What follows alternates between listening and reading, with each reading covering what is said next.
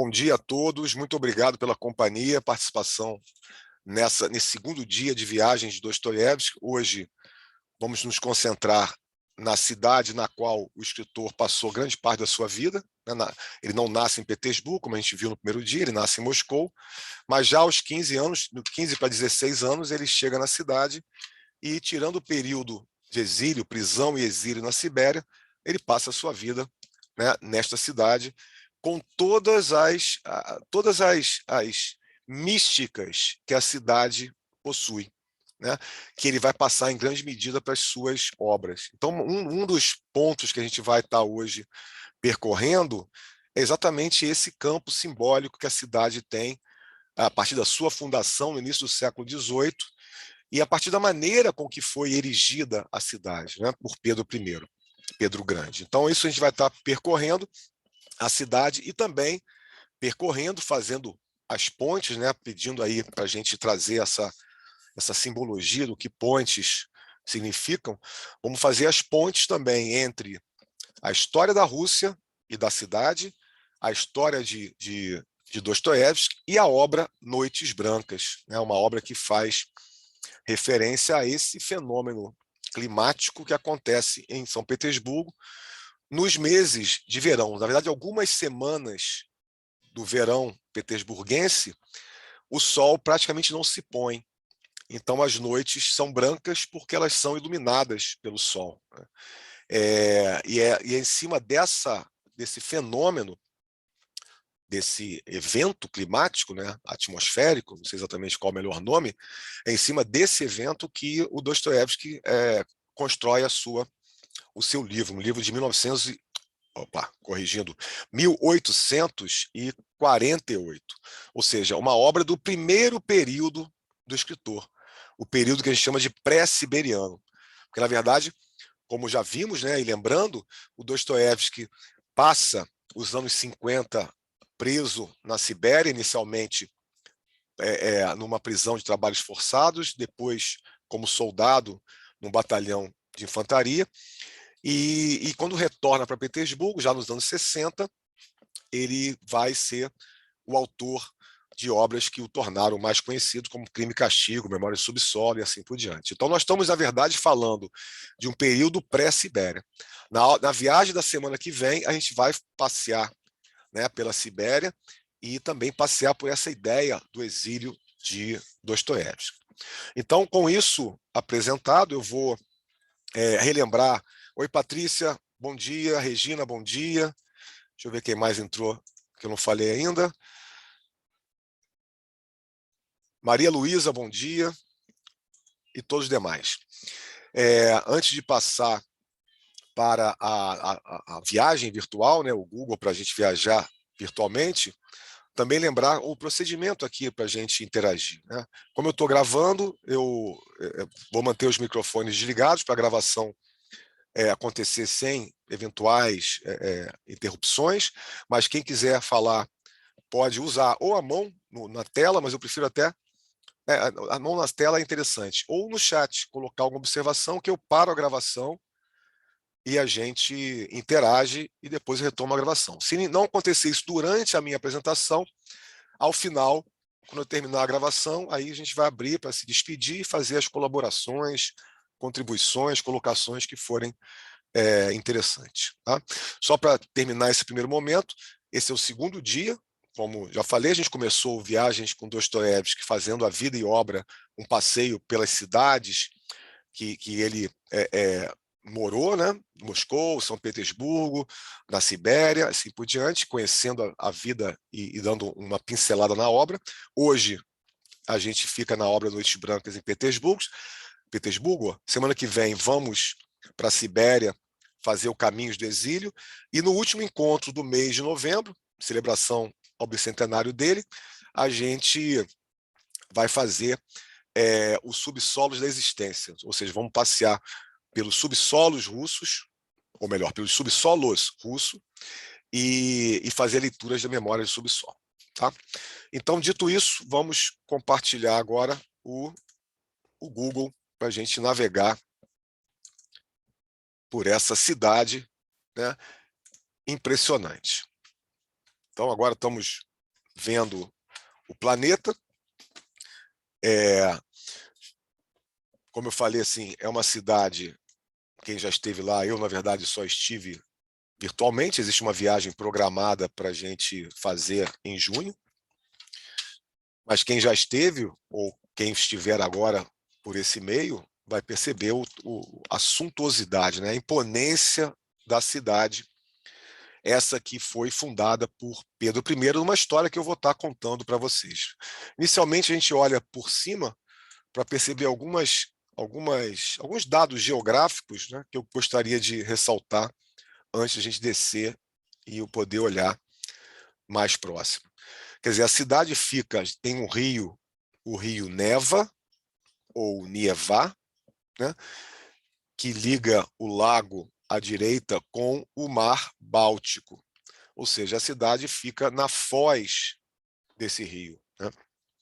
Também, quando a gente se aproxima, a gente percebe, deixa eu mudar aqui, a gente percebe que a cidade é formada por inúmeros canais, antigos rios que foram transformados em canais, né? Nós vamos percorrer alguns deles hoje, já que, né, a proposta é fazer as pontes. Então, essas pontes não só são pontes entre ideias, né? Ou seja, conexões entre ideias, mas também pontes físicas.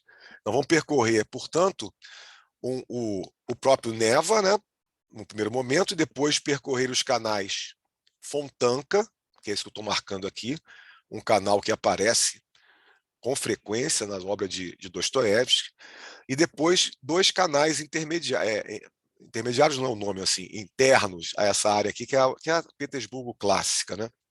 O canal Moika, que é esse mais próximo do Neva, e o canal Griboidov, que é o nome de um artista, de um escritor também da Rússia, que é esse aqui, na parte mais interna, muito próximo de onde o próprio Dostoiévski morou. Aliás, uma das casas que ele teve foi na beira desse canal, como nós vimos na primeira aula.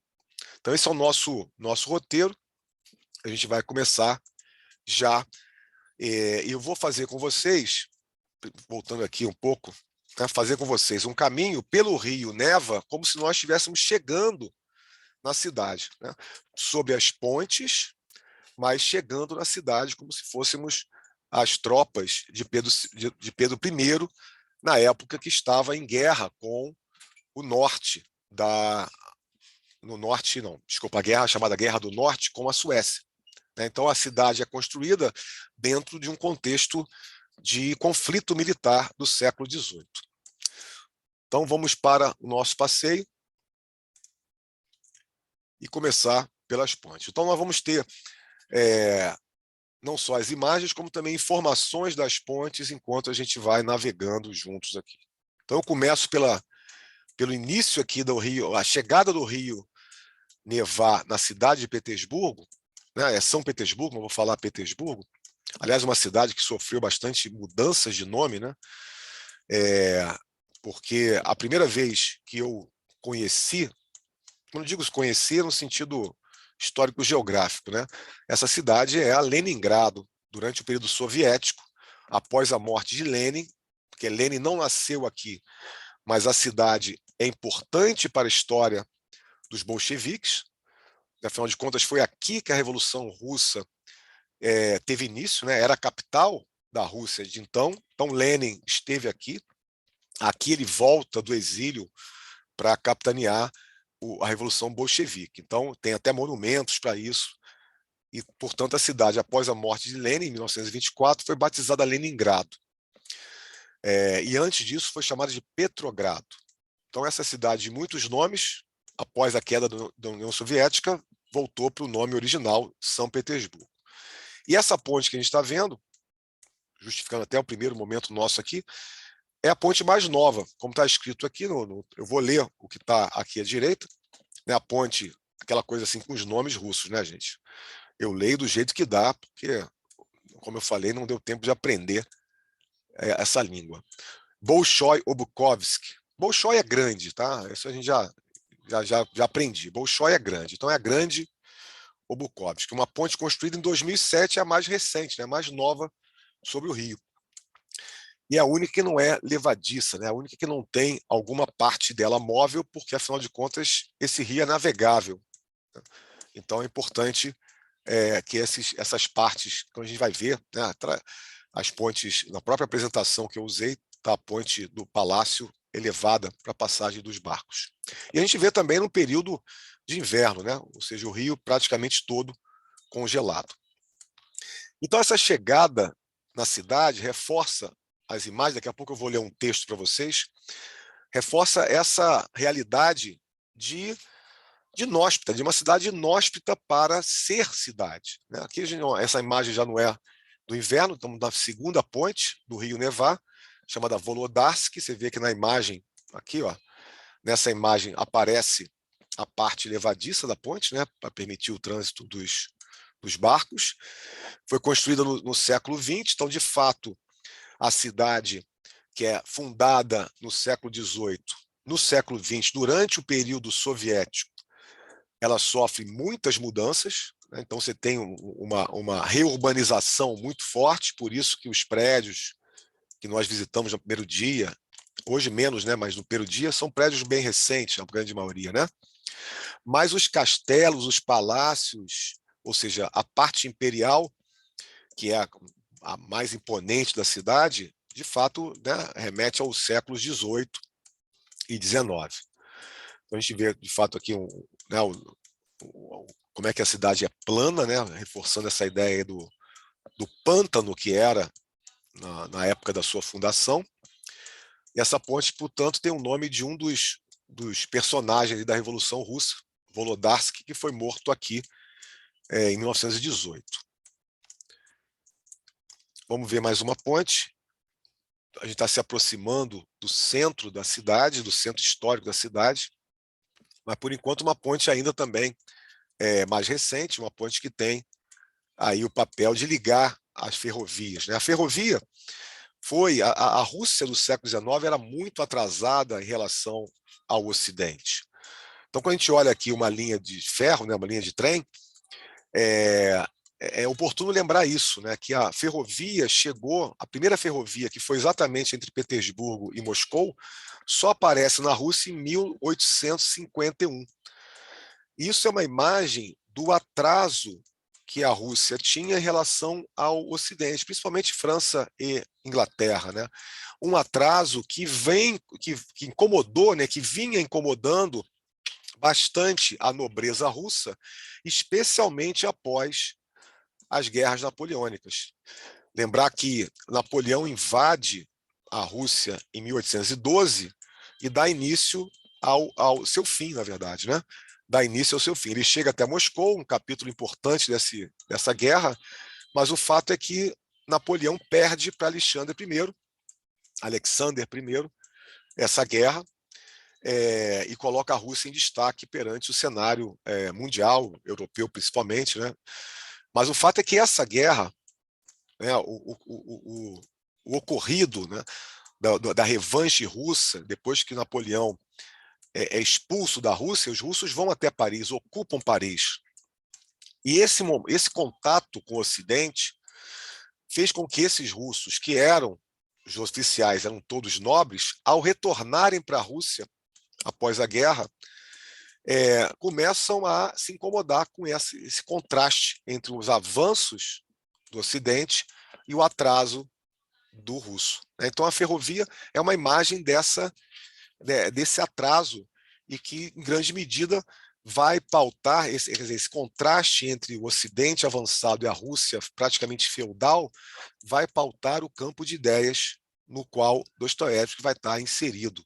Aquilo que a gente conhece como sendo, né, o ocidentalismo versus os eslavófilos, ou seja, a influência das ideias do Ocidente versus a tradição russa, por isso eslavófilo, né, porque os eslavos são a raiz étnica da Rússia. E a gente chega numa ponte, vamos olhá-la né, da própria estrada, né, do próprio caminho, a ponte que tem o nome do grande herói russo, Alexandre Nevsky, que tem esse nome, esse sobrenome, Alexander, de novo, né, um nome bem bem comum na Rússia, e, na verdade, é comum na Rússia por sua influência bizantina, né? A Rússia cria um laço com o Império Bizantino já desde o século X, e criar um laço com o Império Bizantino é ele criar um laço com a tradição greco-romana, né? Então, o nome Alexandre, exatamente de Alexandre o Grande, acaba sendo bastante usado, né, nessa cultura. Alexandre Nevsky foi um herói do século XIII, muito importante nessa região, no norte da Rússia, bem antes da cidade de Petersburgo, que ele combateu ali invasores, enfim, inimigos do povo, né? Então ele é considerado o grande herói da Rússia até hoje. E essa ponte tem o seu nome, deixa eu ler o texto que está ali, ó, construída em 1965, então uma ponte bem recente, né, do século XX, e recebeu o nome desse herói, e é uma ponte que liga, né, a praça, que tem também o nome dele, Alexandre Nevsky, ao sul, as partes sul da cidade. Essa praça que tem o nome do Alexandre Nevsky é a praça que nós, no primeiro dia de viagem, visitamos em frente ao mosteiro dele. Na verdade, a gente visitou o mosteiro, né? Porque é onde tem o cemitério, onde Dostoiévski se encontra. O mosteiro se encontra aqui, né? A gente vê aqui as construções e o cemitério, que tem vários personagens da história cultural russa, mas não, também o Dostoiévski, né? Então, essa é uma ponte que nos permite essa ligação. Seguindo em direção ao Báltico, uma outra, na verdade, a gente voltou a ponte, desculpa, a gente vai ver uma ponte aqui que a gente voltou para uma tela de baixo, né? Deixa eu botar essa tela em cima. Aqui, ó. Né?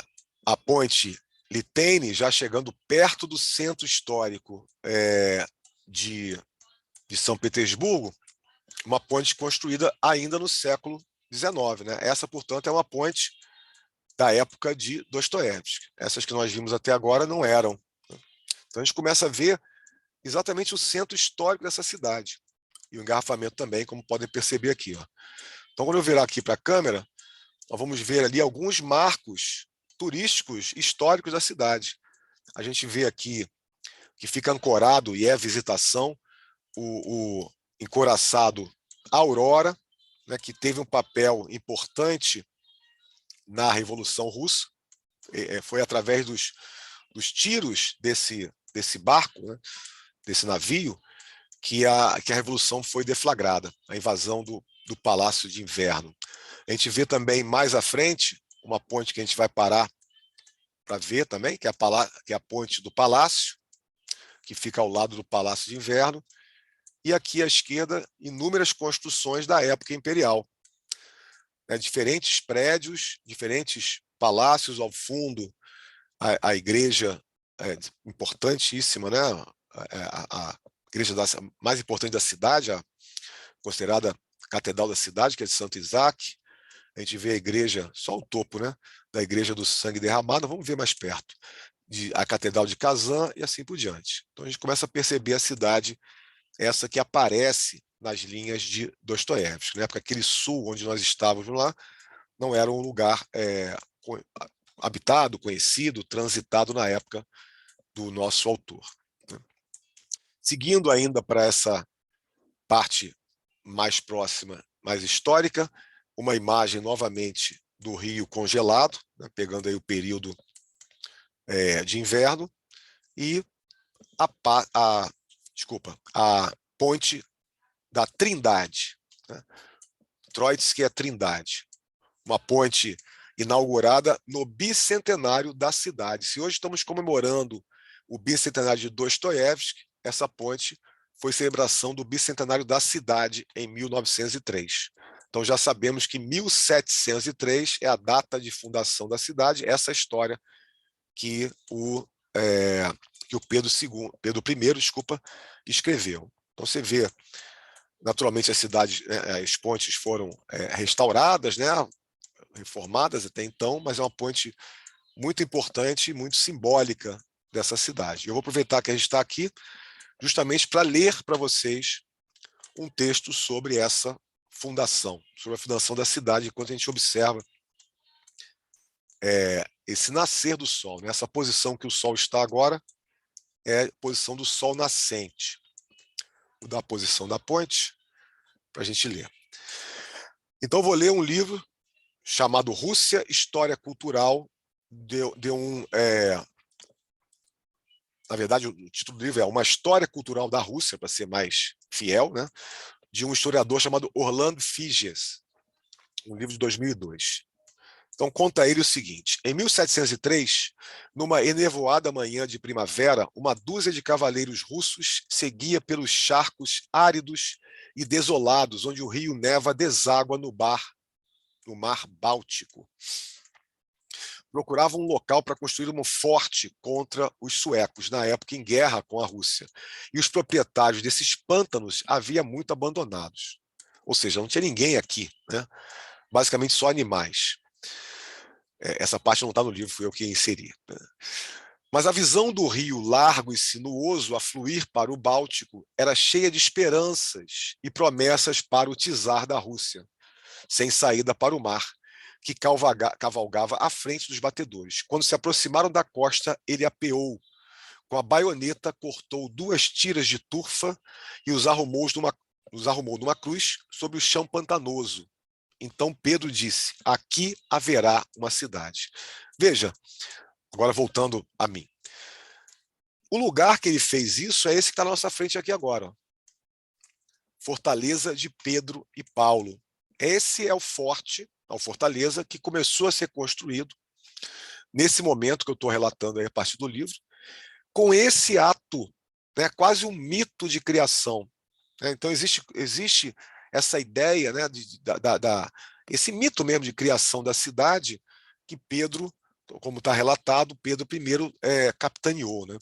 Então ele começa a construir essa fortaleza e, posteriormente, essa catedral, também chamada de Pedro e Paulo, que está dentro da fortaleza. No primeiro dia de viagem, nós entramos na fortaleza e vimos o local onde Dostoiévski ficou preso. Voltando, vamos seguir para a próxima ponte, para a gente continuar a leitura desse texto. Essa ponte, que é a ponte que inclusive está na divulgação inicial do dia, né? A gente volta a ver ali, ó, estamos vendo a Catedral de Pedro e Paulo e a Fortaleza. A ponte se chama Ponte do Palácio, né? Esse nome aqui de Vortossov significa Palácio, do Palácio. Foi concluída só em 1939. E a mais famosa cidade, exatamente por essa vista aqui que eu estou colocando, né, no Google.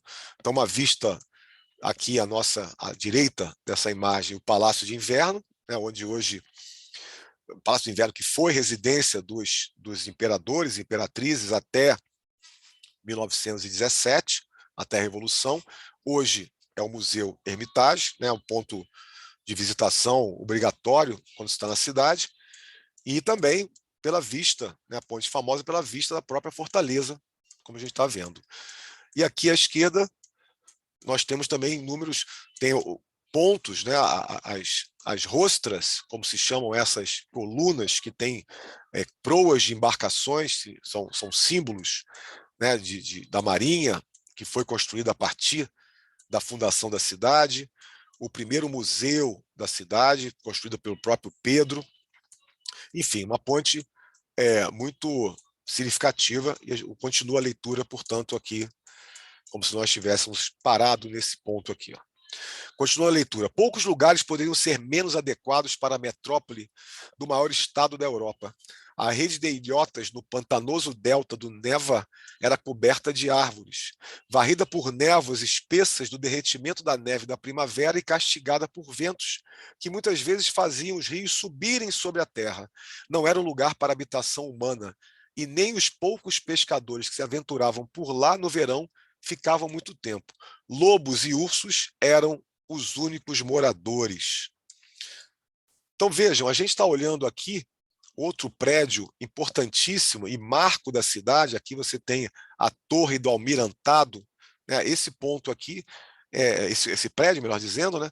É o Almirantado, o prédio do Almirantado, que também simboliza um ponto importante da cidade, porque o Pedro, como ficou claro, tinha interesse em construir uma saída para o mar, e naturalmente isso envolvia a construção de uma marinha, né? A criação de uma marinha. Ele também é o responsável por essa criação, né? Pelo início da marinha russa, que até então não tinha nenhuma expressão.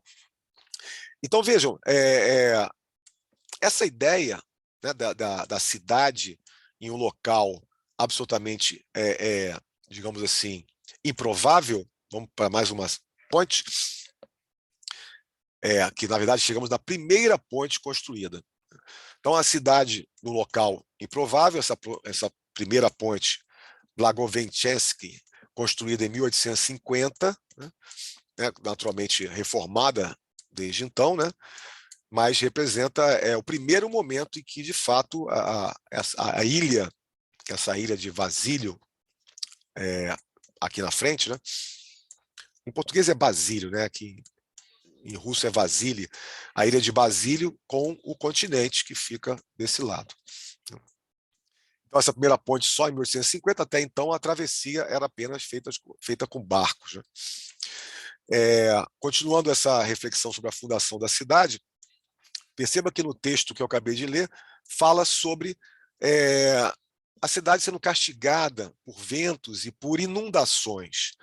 E essas inundações, então vamos sair aqui desse ponto, essas inundações, elas aparecem simbolicamente em alguns lugares da cidade, especificamente em um lugar que eu vou descer com vocês agora para a gente poder olhar, né? O que eu quero dizer com aparecer simbolicamente, né? Aqui a gente tem uma estátua chamada Cavaleiro de Bronze. Aliás, essa imagem está horrível, vou trocar, está fora de foco completamente, vamos pegar uma mais definida. É uma imagem que tem esse símbolo, né? Como eu falei, então veja aqui, ó, Cavaleiro de Bronze. Você vê que tem o nome de Pedro e o nome de Catarina. Na verdade, a estátua foi construída por Catarina II, em homenagem a Pedro I, o fundador da cidade, como a gente está vendo. E ela tem o nome de Cavaleiro de Bronze, que vai virar também um poema do Pushkin, grande personagem, o principal autor, né, poeta da língua russa, e que transforma, né, essa estátua em um poema no qual há o conflito que está na cabeça, não é na cabeça, na verdade, que está no plano simbólico dessa cidade. Qual o conflito? Natureza versus cultura. Como a cidade foi imposta, digamos assim, sobre o terreno, né, erigida ao custo de muitas vidas, ao custo de empreendimento faraônico, né, se compara a construção dessa cidade com a construção das pirâmides do Egito. Tamanho foi o esforço humano, naturalmente de dinheiro, né, mas o investimento humano e, de fato, as mortes que estão por trás desse investimento. Não à toa a cidade é conhecida como a cidade sobre os ossos. Ou seja, no plano místico, no plano simbólico, é uma cidade que carrega esse conflito homem versus natureza, ou natureza versus cultura, se preferirem, ou ciência versus natureza. Então, o Cavaleiro de Bronze é um poema no qual Pushkin coloca um personagem principal perdendo a sua amada para as inundações, né? Para uma inundação no poema, mas para a história de inundações que a cidade tem, exatamente pela dificuldade de ocupar um lugar que não era propício para ter uma cidade, né? Então, esse é um marco, esse é um plano simbólico importante. E por que tudo isso tem relevância? Porque para Dostoiévski vai ser também uma personagem, né? A cidade vai ter um papel importante nas obras de Dostoiévski, carregando de uma certa maneira, essa mácula, né? Esse papel de opressão sobre os seus habitantes. O Dostoiévski tem uma citação muito interessante dos anos 40, um conto dele, que ele fala da cidade, que eu vou usar agora para a gente ir para conhecer o canal Fontanka e se aproximar da história de Noites Brancas. olhando aqui a estátua de Pedro I, eu vou ler. Aliás, não vou fazer aqui, não, vou mudar o lugar. Acho que tem um outro local que é mais adequado para ler o que eu vou ler para vocês.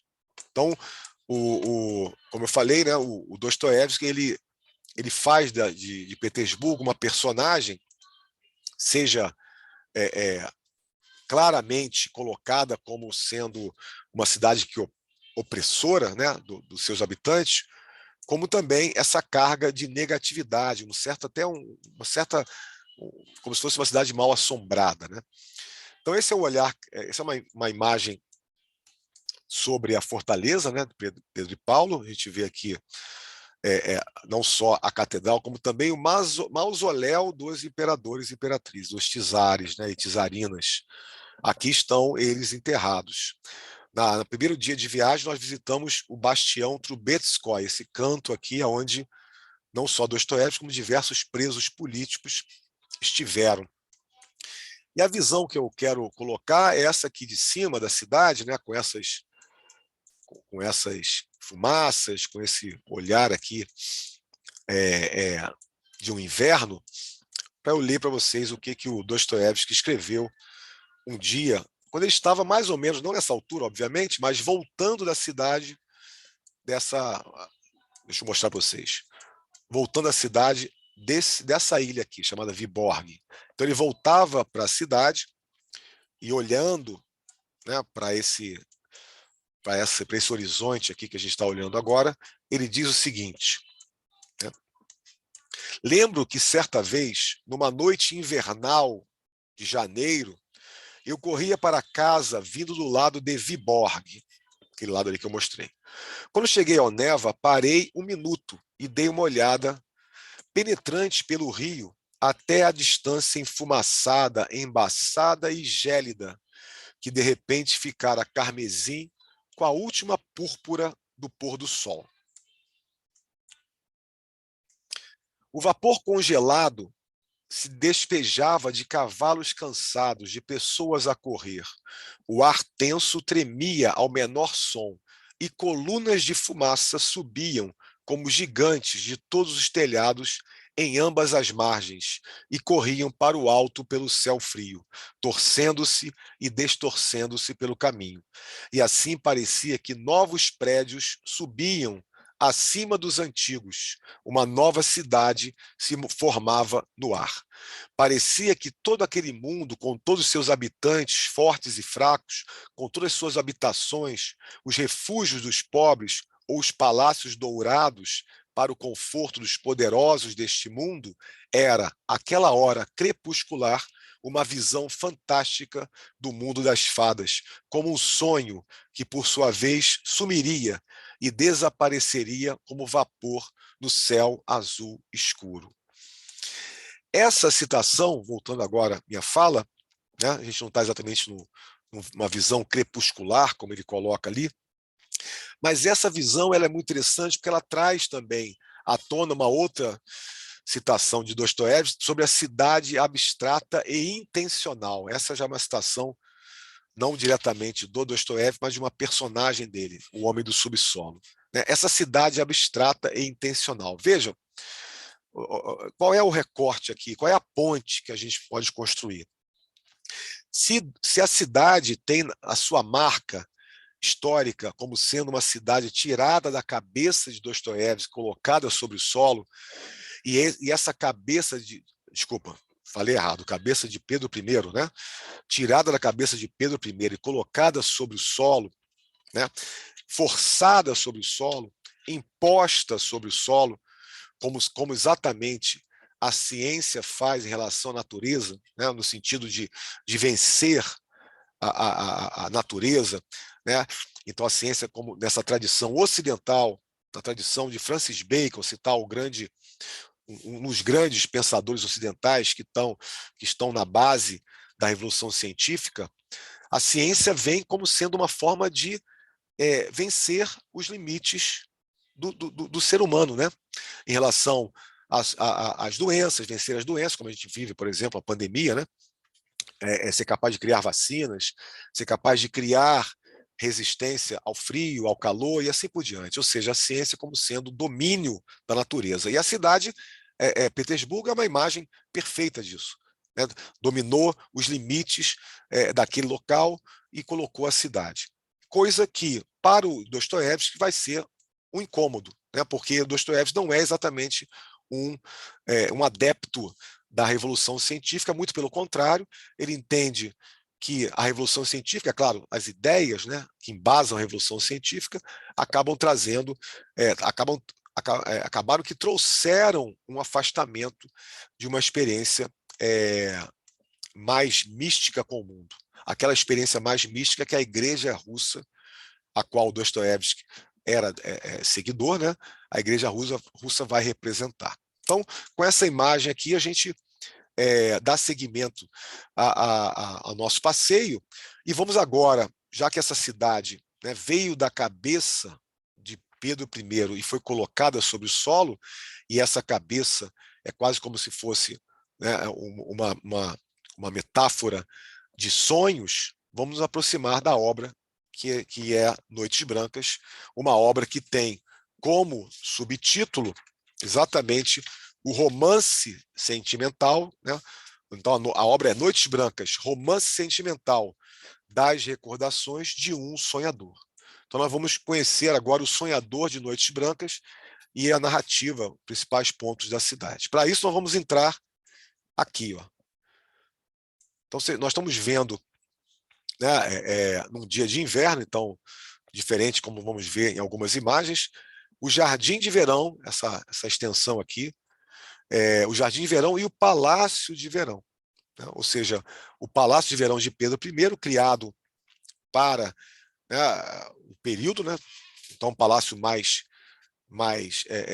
modesto, digamos assim, porque a gente tem o Palácio de Inverno, que é, como nós vimos lá, onde está o Hermitage, né? Que é esse aqui, um palácio imponente, grandioso, em frente à Praça do Palácio. E o Palácio de Verão já é mais modesto e fica aqui junto ao Jardim de Verão. Nós vamos entrar na sequência, nós vamos ver essa ponte que está aqui, que é o começo do canal Fontanka. Inclusive, né, no livro Noites Brancas e Crime e Castigo, as personagens passeiam pelo Jardim de Verão, passeiam pelas margens do Fontanka, então nós vamos também entrar num cenário muito comum da obra de Dostoiévski. Vamos então para ele. Vamos à primeira ponte do canal Fontanka. Então veja como é que a gente pega aqui um dia não dá para dizer que é verão, né? Mas certamente não é de inverno, a gente vê bem mais o jardim bem mais arborizado do que naquele momento, e aqui o Palácio de Verão propriamente dito. Então essa ponte chama-se Prachetny, é uma das mais antigas e mais bonitas pontes de pedra, né, que cruza o Fontanka exatamente no ponto de encontro com o Neva. Como a gente está em cima dela, a gente não consegue ver exatamente essa beleza. Então vou colocar a imagem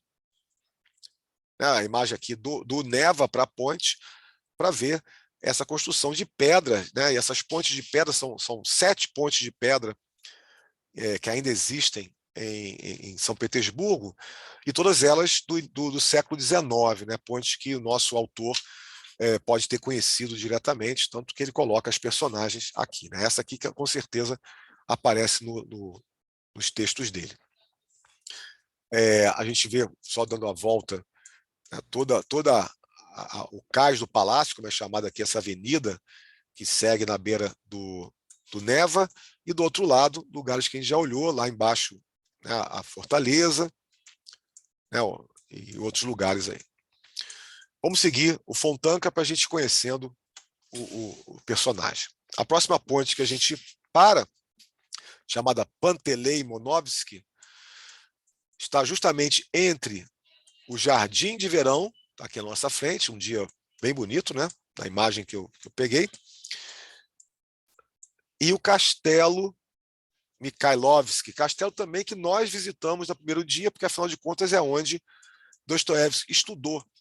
Esse também é chamado Castelo dos Engenheiros, porque ele acabou, né, sendo uma escola de engenharia militar, onde Dostoiévski estuda entre 37 e 43. E a gente vê também que essa ponte se localiza no início de um canal, que é o canal Moica, que a gente vai ver na sequência da apresentação.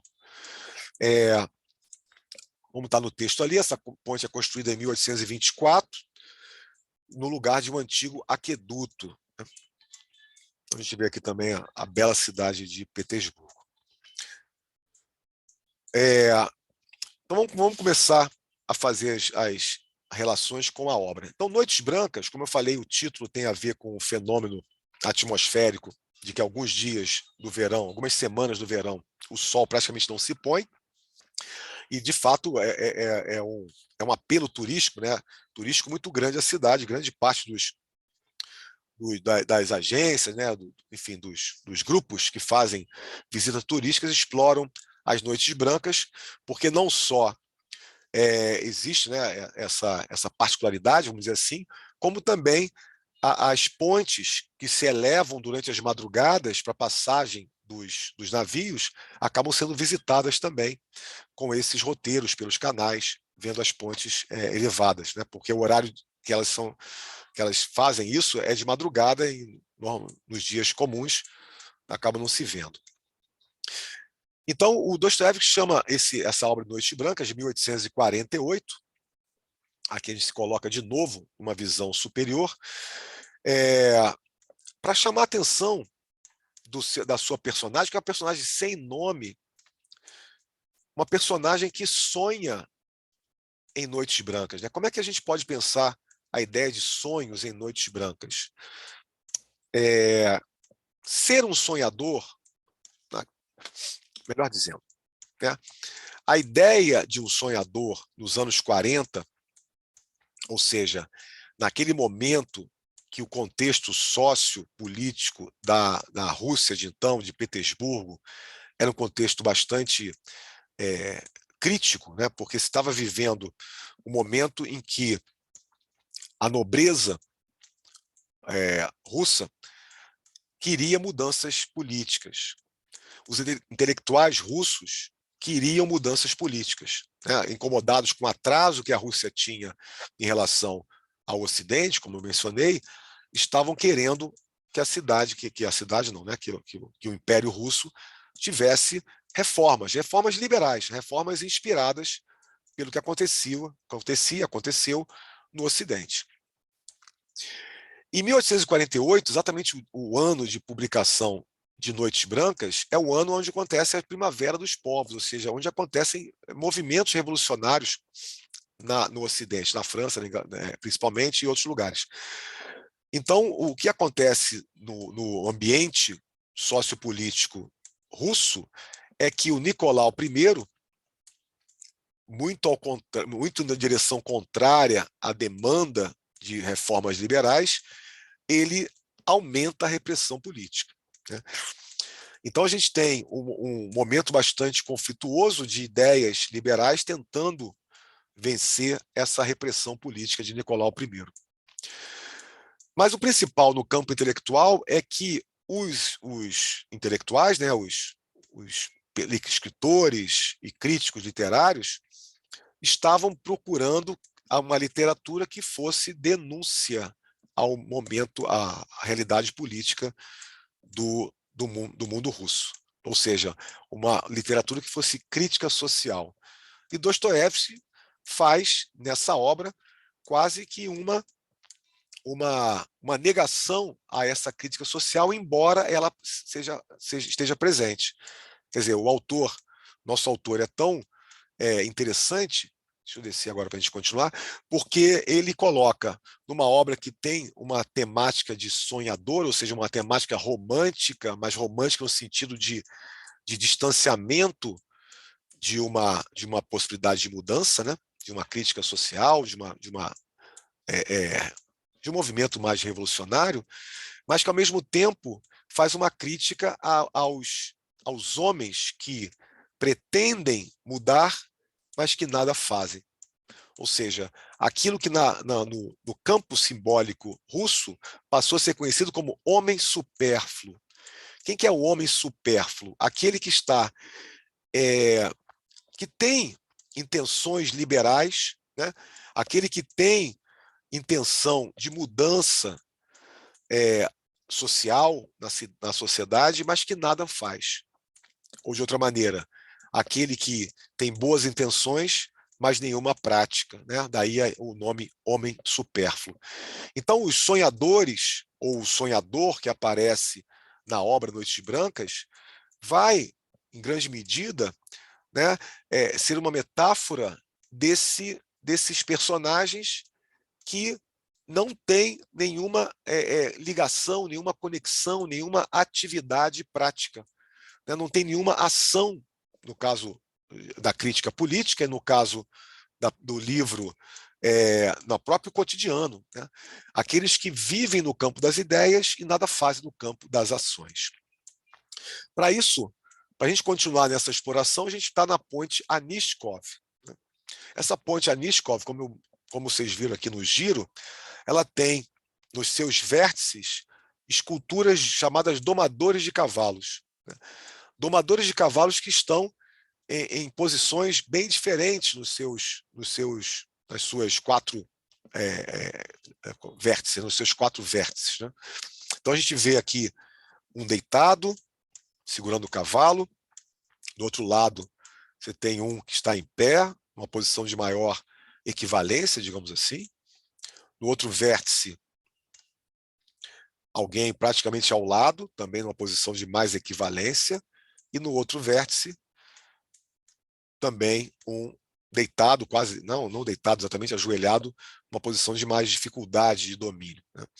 Então essa ponte é famosa por essas estátuas, né, de domadores de cavalos, e também porque ela está, né, próxima ao castelo, ao palácio chamado Aniskov. O nome da ponte e o nome do palácio é o mesmo, né, Aniskov, que é uma família importante foi uma família importante na história russa. Também é uma ponte importante porque está atravessando aqui, né, a principal avenida da cidade, a Avenida Nevsky, que é a mais importante da cidade. A ponte foi construída no século XIX, também entre 41 e 42, ou seja, um pouco antes da data da obra, né, de Noites Brancas, mas reconstruída no século XX. Continuando, né, na verdade, com Noites Brancas, vamos para uma ponte, que é a ponte que mais simboliza esse contraste. Não é a ponte, naturalmente, a ponte no sentido que eu vou fazer, né, a ligação que eu vou fazer, que mais simboliza o contraste entre ciência e natureza. A ponte tem o nome Lomonosov, que foi a gente fala polímata porque ele atuou em várias áreas, né? Não somente na química, nas ciências naturais, como também na literatura e nas artes. Mikhail Lomonosov, né? E é uma ponte mais bem preservada das pontes móveis com torres, né? Você vê aqui as torres onde tinha um mecanismo de elevação da ponte. Hoje, naturalmente, não funciona mais assim, né? Mas essas torres, a gente vai ver outras pontes que foram construídas como essas, mas que não tem mais as torres, né? Torres que faziam a elevação da parte central da ponte, né? Bem típico do século XVIII. Por que a ponte? Né? Por que eu falei mais simboliza a ciência e a cultura? Naturalmente pelo cientista, né? que ela é batizada em homenagem a ele, e também porque mostra, voltando ao tema de Noites Brancas, né, mostra esse ambiente cultural da Rússia de então, no qual o Ocidente, de grande influência científica, está tentando colocar as suas ideias dentro do mundo russo, através dos próprios russos, é claro. Então, os homens supérfluos, esses que são os sonhadores do mundo cultural russo, são aqueles que, com muitas ideias ocidentais, muitas ideias de origem científica, inclusive materialistas e liberais, não conseguem colocar em prática, não conseguem não, né? Não fazem, não colocam em prática, não é que não consigam, não fazem nada para modificar a sociedade. O sonhador de Dostoiévski, do livro Dostoiévski, é um sonhador profundamente isolado no mundo. É um homem de 26 anos que vive em grande isolamento e que foge do seu cotidiano basicamente pelo uso da sua imaginação, dos seus sonhos.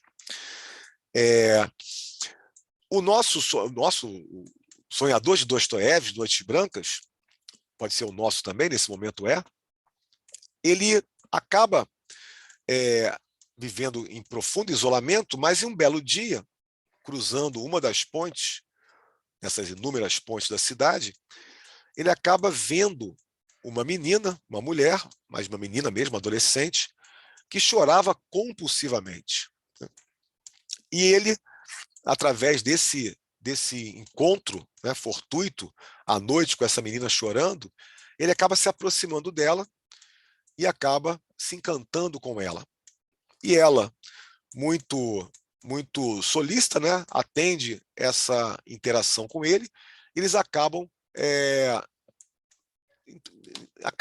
desenvolvendo ali uma relação não amorosa, ou pelo menos não amorosa como ele imaginaria, como ele queria, mas amorosa de alguma maneira, né, uma relação afetuosa, talvez o nome melhor, que vai ser, né, o enredo do livro, esses encontros, essa relação entre os dois, que vai acontecer em 4 noites. Então, o livro Noites Brancas tem 5 capítulos, dos quais os 4 primeiros são exatamente as noites, primeira, segunda, terceira e quarta noite, e o 5º e último capítulo tem como nome Amanhã, né, que é um capítulo, basicamente, de uma ressaca, no sentido simbólico, né, uma ressaca amorosa do nosso protagonista, no dia seguinte, a última noite deles, que é a quarta noite. Todas as noites acontecem em cima de uma ponte, praticamente, né, com pequenos caminhos ao redor. E então, essa relação entre eles em 4 noites vai ser contada no livro, né? Tem um filme também, um filme de 1957, com o Marcello Mastroianni no papel do sonhador, mas o filme já se afasta bastante da obra em si. Antes de a gente continuar pelas noites, vamos falar dessa ponte. Essa é uma ponte que tem um papel importantíssimo na vida de Dostoiévski. Semonovsky, uma ponte inaugurada no século XVIII, então, de fato, uma ponte das primeiras, né? 1733. Lembrar que essa data é apenas 30 anos após o início da construção da cidade. Também traz à tona o ritmo de construção, né? A cidade foi construída num ritmo alucinante. E foi inicialmente uma ponte de madeira, né? Então, grande parte das pontes hoje, que tem, inclusive, né, vias para tráfego de automóveis, de trânsito de carros e tal, não era assim no início, né? Nem existia automóvel no início, como vale a pena lembrar. Mas essa ponte é reconstruída em 1788, né, e completamente restaurada, reconstruída em 49, já no século XX. Ela é importante para a história de Dostoiévski, porque é por aqui que ele chega nessa praça. Vou recontar o episódio que eu já contei no primeiro dia, não completamente, mas apenas para citá-lo. Aqui tinha uma praça, a ponte então chegava nessa praça, exatamente aquela na qual Dostoiévski chega em 1849, um ano depois da publicação de Noites Brancas, para ser executado por um pelotão de fuzilamento, já que ele tinha sido preso exatamente em abril de 1849. A obra Noites Brancas é a última que ele completa, porque quando ele é preso, ele estava escrevendo um livro, né? Nenochka Nesvanovna, mas esse livro é inacabado, ficou inacabado justamente pela prisão de Dostoiévski. Então, ele é preso, passa meses na fortaleza de Pedro e Paulo, e no dia 22 de abril ele vem para essa praça, está atravessando essa ponte, para ser executado por um pelotão de fuzilamento, na verdade, num teatro encenado pelo Nicolau I, exatamente aquele que estava reprimindo fortemente a sociedade russa. Né? Cria-se um teatro do fuzilamento, porque naquele momento que eles estavam preparados para serem fuzilados, chega o indulto da morte física, né?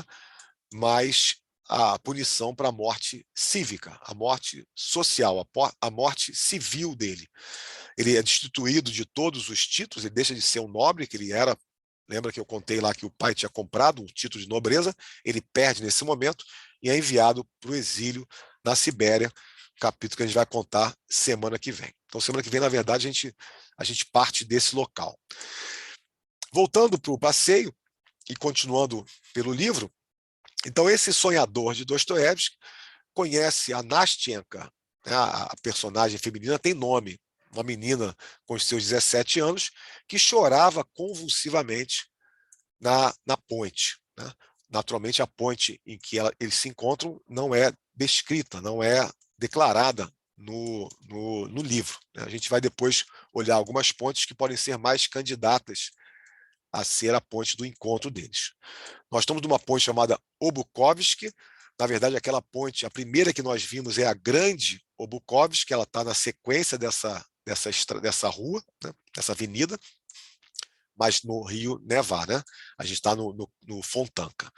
Então, é uma das 7 pontes de pedras construídas sobre o Fontanka nos anos finais do século XIX, 1780. Né? Era originalmente uma ponte levadiça, similar àquela ponte do Lomonosov, que a gente viu. Né? Hoje, bastante diferente, como vocês podem ver. Continuando com o livro, o sonhador, portanto, passa a encontrar com essa mulher, essa Nastenka, nas 4 noites, e eles vão se aproximando. Mas o motivo do choro da Nastenka é porque ela tinha conhecido um ano antes, ela mora numa casa na qual um dos cômodos era alugado pela sua avó, e ela tinha conhecido um inquilino e se apaixonado por esse inquilino. Esse inquilino ele retornou para Moscou e ela, né, ao retornar, ela declarou o amor por ele e ele, no primeiro momento lá, ele fica um pouco recalcitrante, mas depois ele acaba se comprometendo com ela. Ele tinha que ir para Moscou a trabalho e ele acaba se comprometendo com ela de voltar um ano depois, que é exatamente a data onde ela estava ali na ponte esperando a volta dele, né? Ou seja, ela já sabia que ele estava na cidade, então esperava que ele fosse cumprir o combinado de encontrá-la naquela ponte às 10 horas da noite, conforme né, tinha sido previamente combinado e ela acreditado, né? Então ela chorava pelo motivo óbvio de que ele não tinha aparecido. Então o nosso sonhador encontra ela nessa condição de tristeza por uma frustração amorosa e acaba ele, muito influenciado pelo seu campo onírico, né, pelos seus sonhos de relações amorosas, era alguém que nunca tinha tido nada perto disso, e acaba vendo na Nastenka ali uma certa concretização dos seus sonhos, do seu campo onírico, e vê nela, portanto, quase como se fosse uma reconciliação com a vida real, coisa que ao longo da narrativa vai se mostrar bastante mais um sonho, digamos assim, né? Essa ponte que nós estamos chama-se Ismailovsky, né? É outra das pontes de pedras, e também teve as torres removidas, né? Como falei lá na ponte Lomonosov.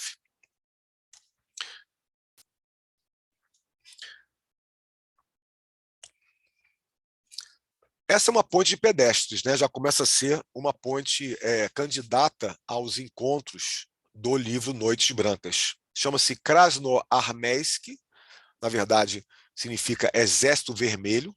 É uma ponte que fica próxima a uma rua que Dostoiévski morou. Aqui a gente vê o canal Kryukov, que é um canal que a gente não vai passear hoje, mas é um canal dentre os vários, né? Lembra que a cidade chama-se Veneza do Norte, então o canal é o que não falta. E também a gente vê ali no horizonte uma igreja que visitamos no século, olha, eu confundindo as coisas, visitamos nesse mesmo século, né?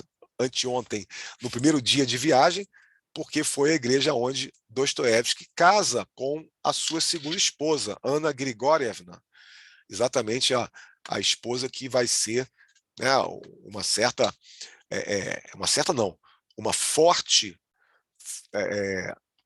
uma salvação daquele escritor que vivia em penúria financeira, com dificuldades enormes, e ela, de fato, não só vai salvar o coração, como também vai salvá-lo de uma vida sem família, sem filhos, né? Ela que vai ser a mãe dos filhos dele, mas também salvá-lo da penúria financeira, porque ela organiza a vida de escritor de Dostoiévski. Porque o que parece ser uma verdade é que, embora grande escritor, né, um dos maiores do mundo, a habilidade dele para gerir a própria vida financeira, né, era quase nenhuma. Além de que depois que ele viaja em 60, nos anos 60, viaja para a Europa, ele começa a jogar, né? Começa a perder muito dinheiro nos cassinos. A roleta acaba sendo um vício dele. E ele perde muito dinheiro na roleta. Sempre acreditando que ia ganhar. Basicamente, como funcionam os cassinos, né? Bem, então o sonhador de Noites Brancas começa a se encontrar nessas noites, né, nessa sequência de noites com a Nastenka, e vai se aproximando dela no sentido né, de intimidade maior, conhecendo-a, e vai sempre procurando ajudá-la nesse encontro com digamos assim, o prometido, né? Aquele que vai voltar para, como ela espera, né? Como ela também sonha, vai voltar para casar com ela, né? Para levá-la embora e casar com ela, como era um certo sonho das mulheres de então, encontrar alguém que pudesse, no caso da Nastenka, tirá-la de uma condição de miséria também, né? Então aparece, como eu falei, aparece uma crítica social na obra, porque é uma obra que mostra a condição, no caso específico da Nastenka e do próprio sonhador, né, uma condição de vida bastante baixa, né, bastante difícil, e no caso dela, parte do que as mulheres esperavam, né, ter um casamento, no caso que era mais pobre, que pudesse tirá-la da pobreza. Então a Nastenka, ela encarna esse campo de realidade social da sociedade de então. E esses encontros, voltando à relação afetuosa entre eles, esses encontros acontecem e vão acontecendo e costurando entre eles uma relação de afeto que beira aquilo que vai ser marca do cristianismo, né, que é o amor ágape. Embora o sonhador acabe se apaixonando por ela, acabe acreditando numa relação não apenas de doação, de altruísmo, né, como é a relação ágape, o amor ágape é o amor altruísta, né, é o amor com paixão, é o amor interessado, sem interesse, né, sem autointeresse, interessado no outro. Esse é o amor ágape. E essa relação de amor ágape aparece em alguns momentos de Noites Brancas, quando, por exemplo, o sonhador se interessa em ajudar a Nastenka a reencontrar esse seu prometido. Né? Porque sabendo, ela já sabe, né, eles agora, os dois começam a conversar sobre isso, sabendo que ele estava na cidade, o sonhador sugere que ela escreva uma carta. Na verdade, ele sugere que ela escreva uma carta quando ela já tinha escrito a carta. Né? E ele mesmo se incumbe de levar a carta até o prometido. Então, vejam como que ele, apesar do envolvimento amoroso com ela, né, de querer uma relação amorosa com ela, romântica com ela, ele não se abstém de tentar ajudar ela a encontrar o prometido. Ou seja, ele não se abstém de tentar ser uma ponte entre ela e o futuro noivo. Então, ele, de fato, fica com a carta e assume a responsabilidade de levar a carta até esse homem, né? Porque, como eu falei, ele já estava na cidade, mas não tinha aparecido ainda para o encontro. Então, isso vai acontecendo ao longo das 4 noites que eu estou comentando. Na verdade, ao longo das 3 noites, que é a quarta noite, a gente vai chegar a ela daqui a pouco. Bom, nós estamos numa ponte, essa merece um tempinho maior para olhar, porque é a ponte egípcia. Né? Se a gente vê aqui na imagem uma fotografia de né, de um motivo, de uma esfinge egípcia, que marca o nome dessa ponte. Exatamente uma ponte construída no século XIX, né, e que está mostrando, deixa eu mostrar aqui no próprio Google, o monumento aí à cultura egípcia. Né, mostrando aí a influência, não é só aqui que tem esfinges egípcias, a influência do mundo egípcio na época, né, na sociedade russa de então. Então, a gente vê aqui, ó, as esfinges dessa ponte chamada ponte egípcia. Então, como está no texto ali, a ponte original colapsou em 1905 e só foi reconstruída em 1955, que é a que a gente está visitando aqui. Vamos continuar o passeio, vamos para a última ponte. Antes do Fontanka desaguar no Mar Báltico, vejam que essa ponte retoma essas torres que nós vimos lá na Lomonosov, que eram as torres usadas para elevar, né, a ponte. Ela se chama Starokalinki, e, como eu falei, a última antes do término do canal, onde o canal desaguar no Mar Báltico, no Golfo da Finlândia, e foi concluída no século XVIII. Né? Essas pontes, como também eu falei anteriormente, eram pontes típicas desse século, do século XVIII, e todas elas construídas nos anos de 1780, como a gente vê aqui. Bem, a gente termina o passeio pelo Fontanka e vamos conhecer os outros canais, os canais mais internos da parte histórica, começando pelo Griboidov.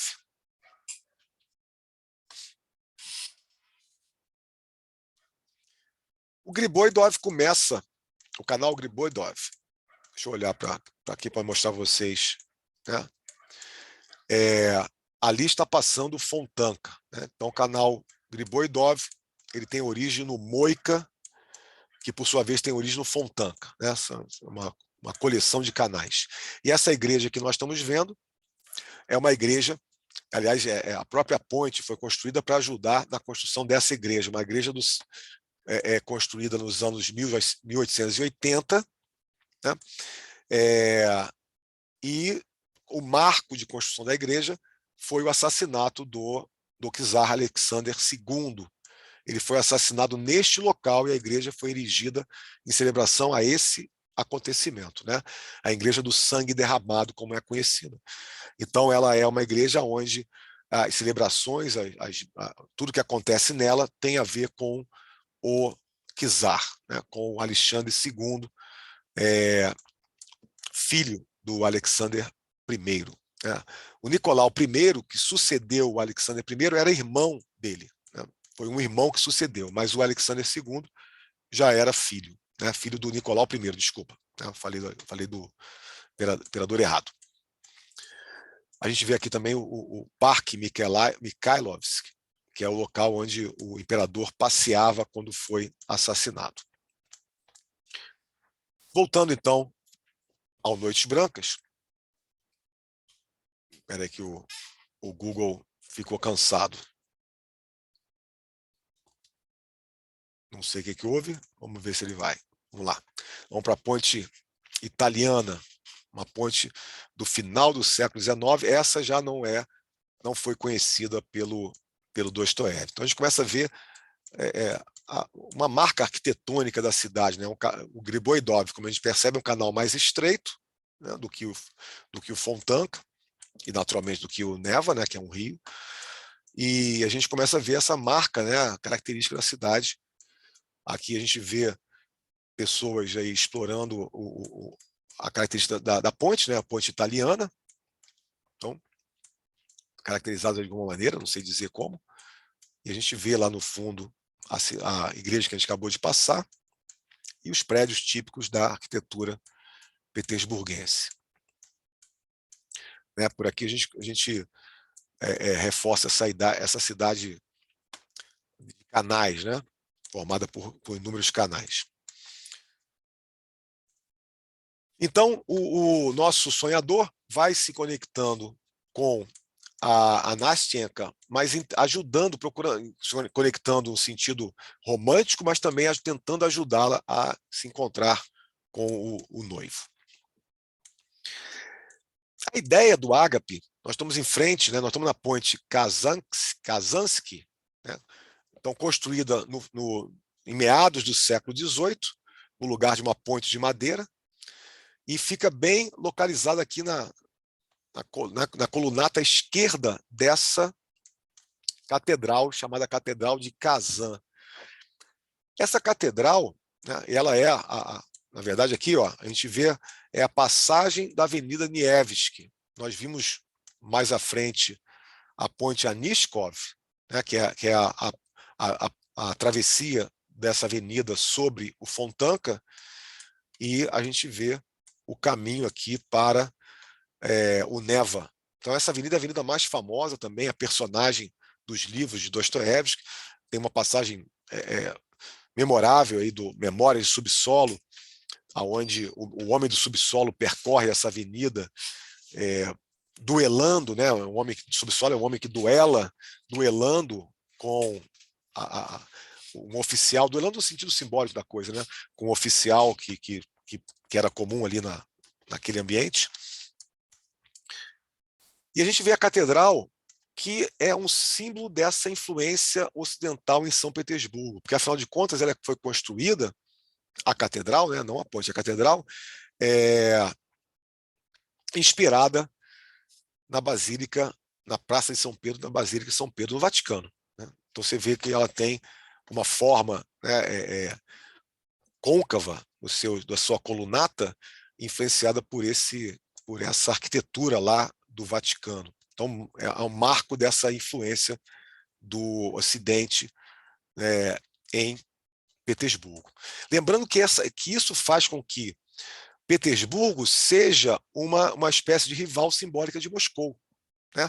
Moscou é a cidade tradicional do russo raiz e Petersburgo é a cidade ocidental. Então, o conflito de ideias entre os ocidentalistas, melhor dizendo, e os eslavófilos, também vai estar marcada por essas cidades, né? Que acontece o conflito entre Petersburgo e Moscou. Né? Petersburgo vai deixar de ser capital da Rússia em 1918. Depois da Revolução Russa, a capital volta para ser Moscou. Moscou foi durante o século XVI e XVII, volta para Moscou, porque naturalmente acontecia ali a Primeira Guerra, né, e Petersburgo fica muito próximo da Alemanha. Então, o Lenin, na época, né, e o governo bolchevique achou interessante se afastar das fronteiras da Rússia com o Ocidente e colocar a capital numa cidade mais protegida.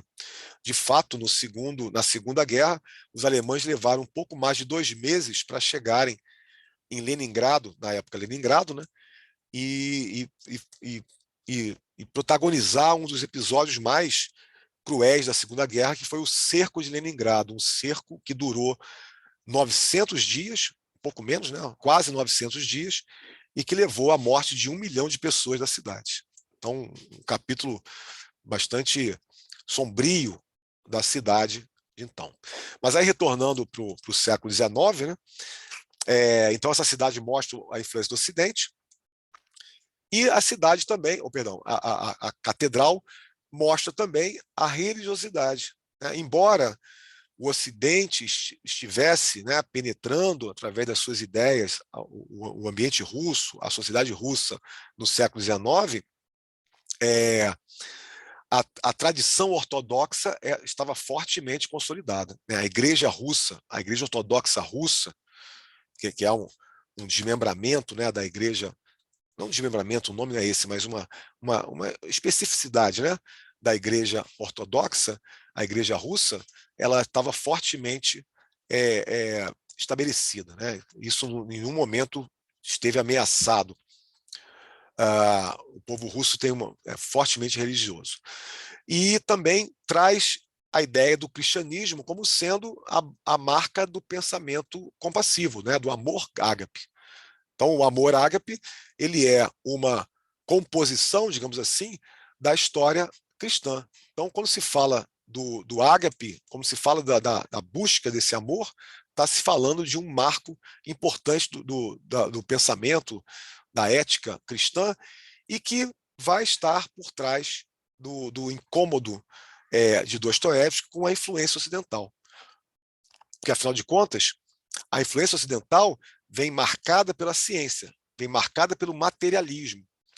E para Dostoiévski, esse materialismo corrói a compassividade, corrói a solidariedade, corrói a possibilidade de uma comunidade humana, né? Fragmenta a comunidade humana. Portanto, esse olhar de Dostoiévski às raízes russas russas, ou as raízes da Igreja Ortodoxa russa, né? Ou seja, a compaixão, que é a marca do cristianismo, é a preocupação de que sem essa compaixão a sociedade vai ruir, né? Eu gosto de usar a imagem do cimento e os tijolos, né? Sem o cimento, o muro de tijolos não se sustenta. Então esse amor ágape aparece no sonhador nessa tentativa dele de ajudar a Nastenka a encontrar o seu prometido, o seu noivo. Essa também é uma ponte bastante famosa, até por essas estátuas fabulosas aqui de grifos, né? Então ela é uma ponte de pedestres, também poderia ser a ponte de encontro dos personagens, né, de Noites Brancas. E é uma ponte, né, com essas esculturas de um famoso escultor da cidade, chamado Pavel Sokolov, e um dos grandes lugares de visitação da cidade, né, construída no século XIX. Então, em 1825, 26, também uma ponte que o nosso autor, Dostoiévski, conheceu, por isso também pode ser, como eu falei, pode ser uma ponte aí dos encontros de Nastenka com o sonhador. A ponte do banco, né? Ela não tem, os grifos não dão nome à ponte. A ponte é do banco porque na época tinha como é que se diz? Uma agência bancária, né? Uma central bancária aqui. Mais uma ponte de pedestres, você vê que as pontes de pedestres, né, são bastante comuns nesse canal, pelo próprio tamanho do canal, né, chamada Mushnoi, que é embora a imagem não esteja mostrando, né, a imagem não é muito boa, que eu estou mostrando aqui, uma ponte elegante, construída em 31. Então essa não pode ter sido o cenário do livro, porque é posterior em muito, né, à história do livro, da própria vida de Dostoiévski. Aqui mais uma ponte de pedra,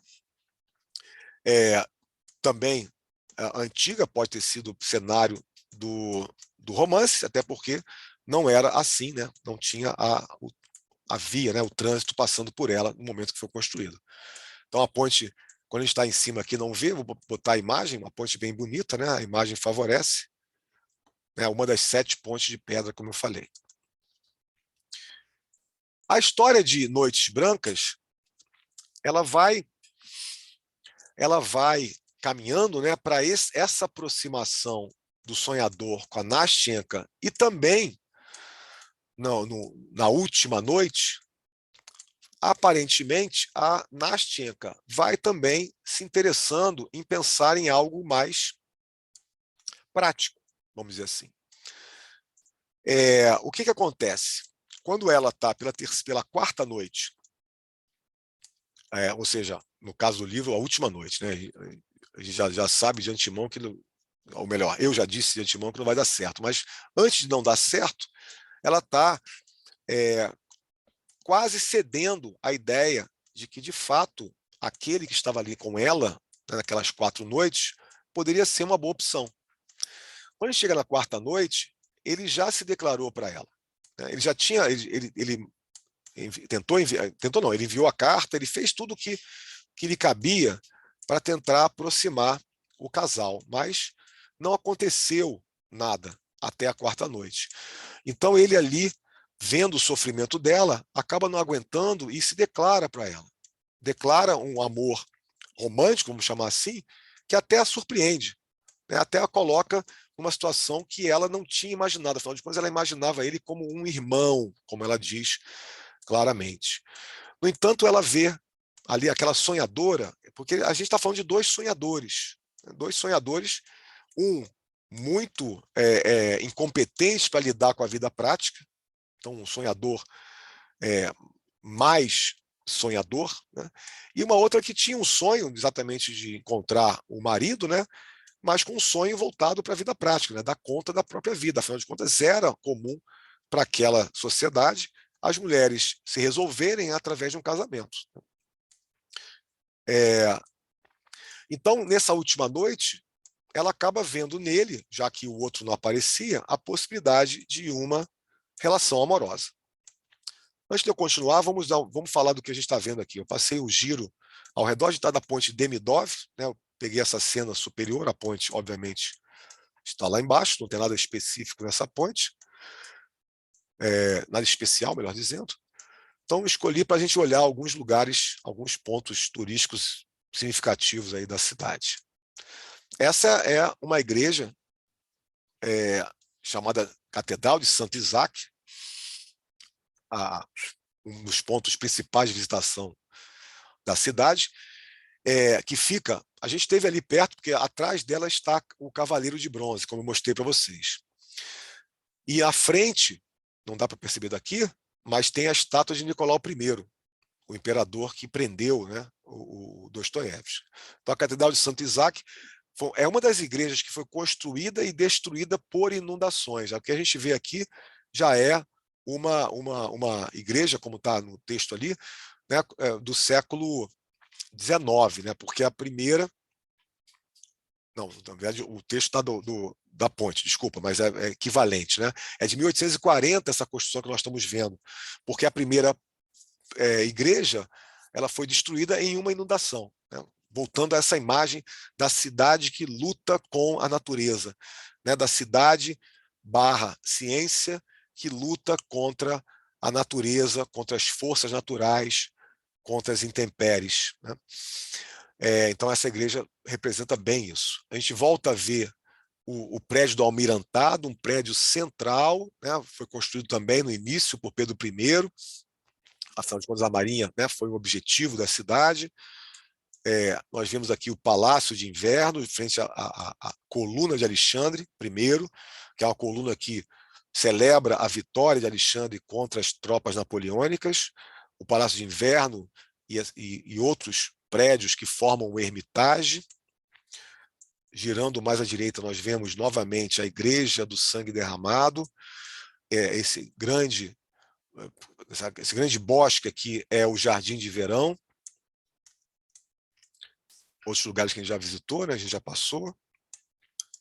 E a cidade toda aí. Aqui de cima, as suas ruas.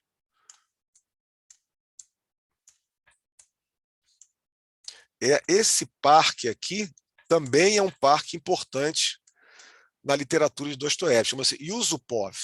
Tem o Palácio Yusupov e o Parque Yusupov.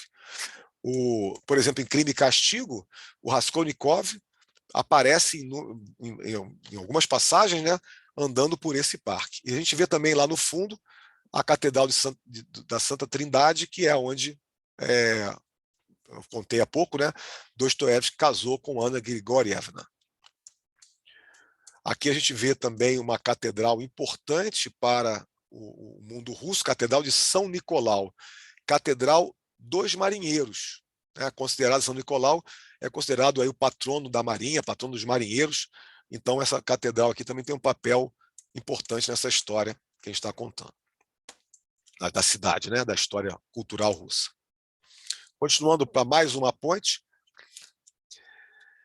Essa também tem um papel importante na história de Dostoiévski, mas apesar dela não ser contemporânea de Dostoiévski. Como vocês veem aí, ela foi construída em 52, sobre uma anterior, que era de 1931. Então, essa passagem aqui, ela não existia na época de Dostoiévski. Mas por que eu falei que ela é interessante na vida de Dostoiévski? Porque ali do outro lado, né, você vê que a ponte chama Senói, porque ela tem acesso à Praça Senaia, a Praça do Feno, ou seja, o lugar aonde Raskolnikov, né, no Crime e Castigo, vai passar várias vezes, tem várias passagens dele por essa praça, e é onde ele vai para se redimir, né, onde ele vai confessar finalmente, embora ele acabe não fazendo, mas a intenção ali é onde ele vai confessar o crime, né, onde ele tenta dizer, eu matei, orientado pela Sônia. Sônia, que morava, né, morava, lembrando que estou falando de uma personagem, né, morava, bota entre aspas, nessa rua aqui, um pouquinho mais à frente, né, o local onde Sônia morava, que também é perto de onde Raskolnikov morava. Então, essa ponte tem esse papel na história de Dostoiévski. Seguindo para mais uma ponte, essa sim, a ponte que está em Crime e Castigo, Kokushkin, né, porque essa rua aqui é a rua aonde não só Dostoiévski morou, mas também aonde Raskolnikov morou. Dostoiévski morou em uma transversal, mas Raskolnikov morou nessa rua. Então, quando nós lemos, logo no início, em várias passagens de Crime e Castigo, que Raskolnikov atravessou a ponte K, muitas menções de Dostoiévski a Petersburgo vêm só pela primeira letra. Então, a ponte K é essa ponte aqui, a ponte Kokushkin, construída nos anos finais do século XVIII, mas essa atual, que já tem passagem de carro e tal, é de 1948. Então, essa ponte, de fato, tem essa ligação muito forte com a história de Dostoiévski. Antes de concluir o Noite Branca, vamos ver mais uma ponte, a ponte Voznesensky, que está numa das grandes avenidas, uma avenida que sai do Almirantado e cruza do prédio do Almirantado, e cruza a cidade. É uma das grandes avenidas, junto com a Nevsky. E essa aqui, portanto, é de 1958, substituindo uma ponte de madeira, como é uma história comum nessas pontes de Petersburgo. Essa é uma ponte que faz um par com aquela que a gente viu, a ponte do banco, que tem os grifos. Essa aqui, ao invés dos grifos, tem o leão. É uma das pontes mais conhecidas, é um cartão postal da cidade, Ponte dos Leões, concluída em 1826. Portanto, também uma ponte que Dostoiévski conheceu. Mas sofreu várias restaurações e hoje, aqui a gente vê aqui, teve a sua última restauração no ano de 2000. Aí você vê que a semelhança, os cabos de sustentação passam por dentro da escultura. Ponte dos Leões, que em russo é Lvny, ou alguma coisa parecida com isso. Aqui a gente tem uma ponte que tem uma bela visão da Catedral de São Nicolau, que eu mostrei para vocês lá de cima, a Catedral dos Marinheiros. Você tem aqui a Torre do Sino e a Catedral. Você tem a confluência do canal de Kryukov e o canal Griboidov. E a moça aí no dia chuvoso em Petersburgo. Está mais ou menos como aqui, dessa vez. Ponte Pikalov. Também do século XVIII. Você vê que no canal Griboidov as pontes são mais antigas, como era de se esperar, até por ser um canal menor do que o Fontanka. Está aqui mais uma ponte, também de novo lá do século XVIII, finalzinho do século XVIII. E aí mais uma visão da cidade. Aqui nada em especial, só passeando pela cidade. A gente tem a igreja de Santo Isidro ali, que aliás vai aparecer agora.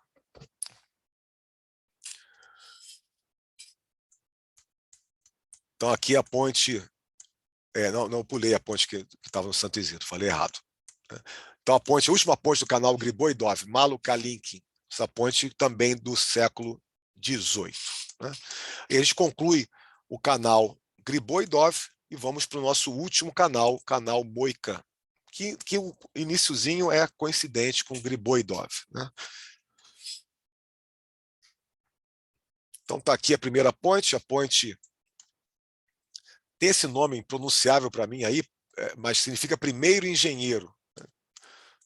Ela cruza a Moika, a imagem não é muito definida, a gente vê de novo aqui o Jardim de Verão, a gente vê de novo construções que já vimos, porque essa ponte está no local ali de encontro do Fontanka com Moika e com Griboidov. Então você vê de novo o castelo, está aqui, o Castelo dos Engenheiros. Seguindo o Moika, a gente vê uma ponte, de novo, próxima, como eu falei, esse ponto é comum, próxima à igreja do Sangue Derramado, já falamos. E aqui uma ponte, que é quase um quarteirão, próximo à Praça do Palácio. Aqui a gente vê a Praça do Palácio, onde tem lá a torre, a coluna de Alexandre. À direita, a gente vê um pedaço aqui do Palácio de Inverno, onde está a Hermitage. No fundo, a gente vê o prédio do Almirantado. E aqui à esquerda, não só lá no fundo, o domo da Catedral de Santo Isaac, como aqui né, no amarelado, a cor do Palácio do Estado-Maior.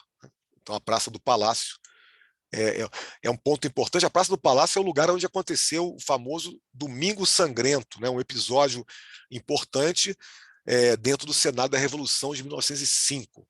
A Revolução Russa teve a Revolução Russa de 2017, de 1917, teve um primeiro capítulo em 1905, né? E nessa época que aconteceu nessa praça o episódio Domingo Sangrento, no qual camponeses e trabalhadores se aproximaram do Palácio de Inverno pedindo mudanças ao czar na época Nicolau II, e o que aconteceu foi o fuzilamento de mais de 100 pessoas nessa praça, daí o nome Domingo Sangrento. Então essa é uma ponte chamada Pevchevsk. A próxima ponte é uma ponte que tem um nome, uma das 4 pontes no Moica tem identificação de cor, né? Zelone significa verde, então essa é a ponte verde, construída também bem no início da cidade, né? Nos primeiros anos da cidade, em 1716. Naturalmente, essa que está aqui foi restaurada, né? Como é comum aí nessa narrativa. Então a gente vê novamente o cenário da cidade. Ela é a ponte verde, daqui de cima não dá para ver nada, mas se a gente colocar a imagem, a gente percebe aí. Na verdade, o verde é bastante comum, né, nesses gradeados que passaram a fazer parte de muitas pontes, mas na época não era tão comum, então ela tem esse nome, ponte verde, por causa desse gradeado. Vocês vão ver que tem outras, tem a ponte vermelha, vamos ver agora, e a ponte azul, né, as pontes do Moica identificadas pela cor.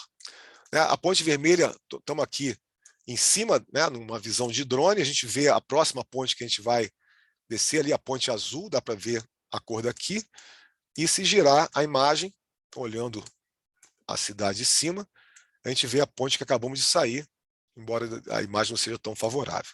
Então essa é a ponte vermelha, vamos vê-la nessa imagem, dá para ver claramente aí, né, o gradeado vermelho. E o aspecto atual só é do século XIX. Então a gente vê aqui a visão, tem a visão superior, os prédios da cidade, a Catedral de Santo Isaac, que na verdade vai ser melhor vista da Ponte Azul. A Ponte Azul fica exatamente ali em frente àquilo que nós mostramos de cima. Aqui está coberto, no momento estava passando por alguma restauração, a estátua de Nicolau I e a Catedral de Santo Isaac. A gente consegue até uma visão mais próxima dessa belíssima catedral a partir da Ponte Azul.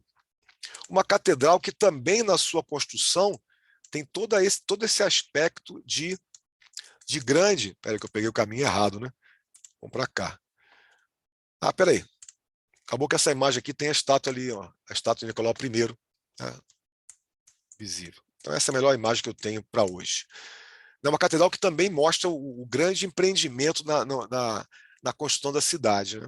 Ou seja, as colunas que estão aqui foram trazidas de um lugar bem distante na Finlândia por transportes os mais difíceis, né, dadas as condições do terreno.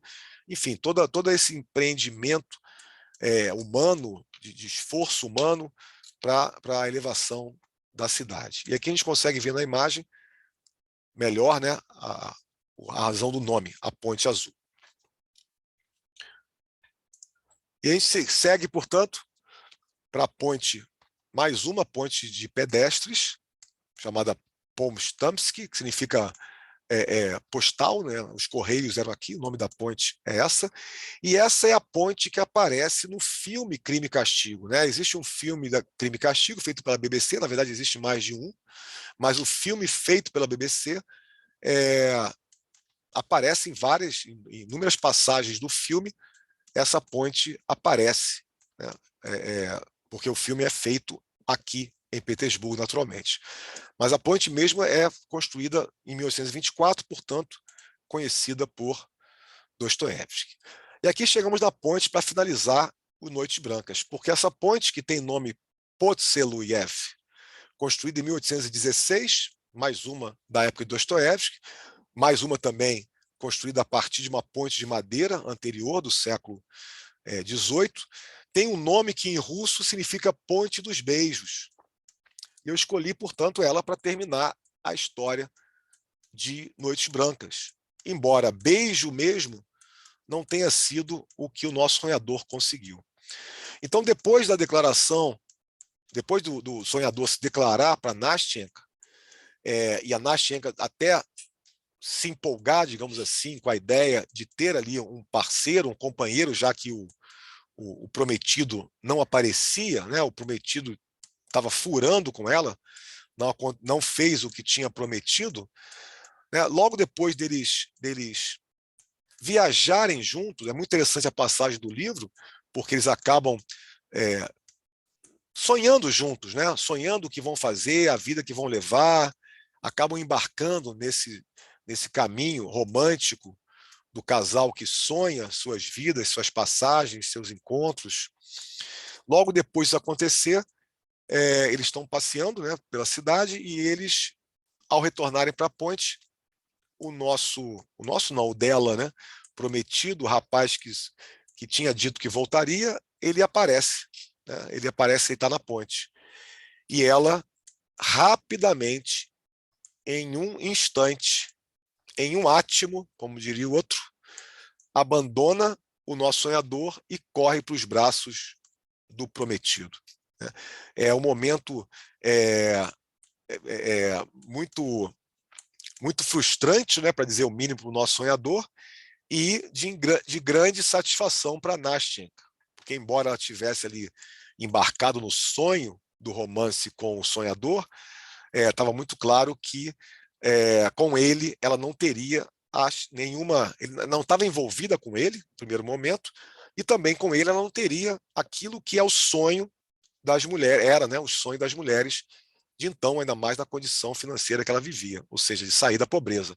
Ele não era aquele que poderia tirá-la da condição miserável que ela vivia.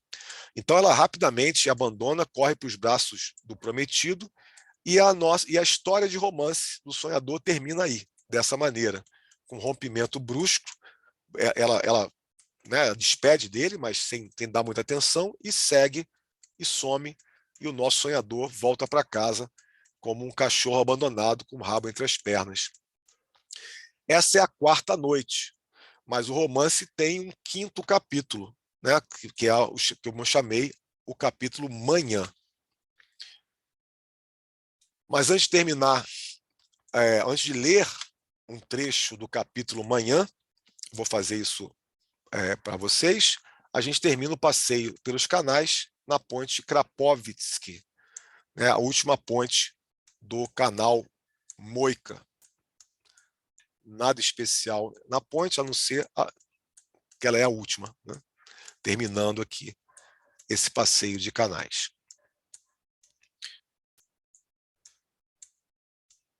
Então vamos voltar para a imagem superior.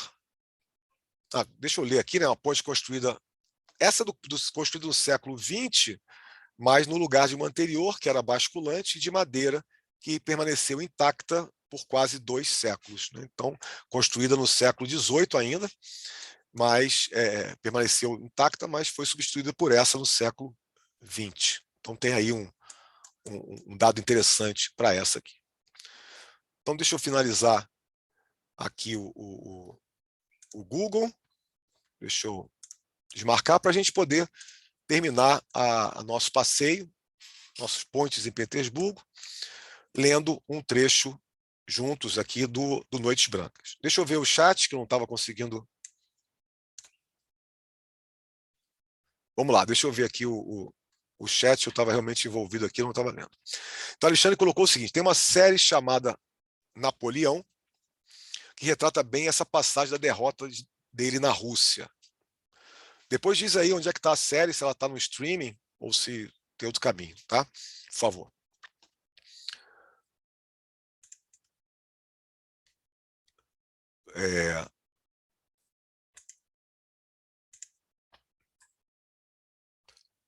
Depois tem a Daisy, falou, a música maravilhosa, abertura de 1812 de Tchaikovsky para comemorar esse fracasso da invasão francesa à Rússia.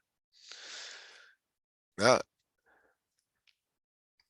Patrícia disse o seguinte, ele fez a declaração de fundação onde está o Palácio Imperial.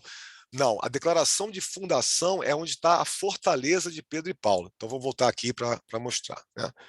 Então, o Pedro faz o Fiat Lux. Na verdade, existe muito um campo lendário nessa história, né? É um mito, de fato, um mito de criação.